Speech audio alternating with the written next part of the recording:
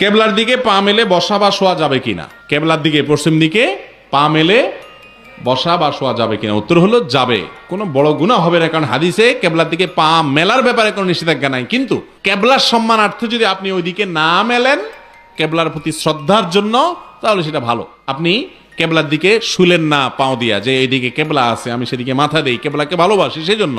বাবা মার দিকে যেরকম পাও দেয় না, এটা আসলে অনেকটা সংস্কৃতি বা কালচারের উপর নির্ভর করে। এরাবিয়ানদের কালচার হলো একজনের দিকে আরেকজনের পাও দিলে এটা তারা কোনো দোষণীয় কিছু মনে করে না, এমনকি পাও দিয়ে লাথি মারলেও দোষ কিছু মনে করে না। আমরা অনেক সময় হাত দিয়ে ডাকি না মানুষকে, ওরা পাও দিয়ে ডাকে।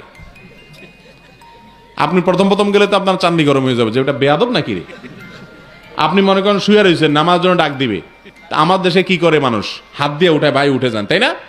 ওরা অনেক সময় দেখা যায় এরকম পা দিয়া উষ্টা দিতে থাকে, এই উঠো নামাজের সময় গেছে। এটা কেউ কিছু মনে করে না, এটা একটা দোষ, এটা একটা কালচার, এটা একটা কি সংস্কৃতি, এক এক দেশে এক এক সংস্কৃতি।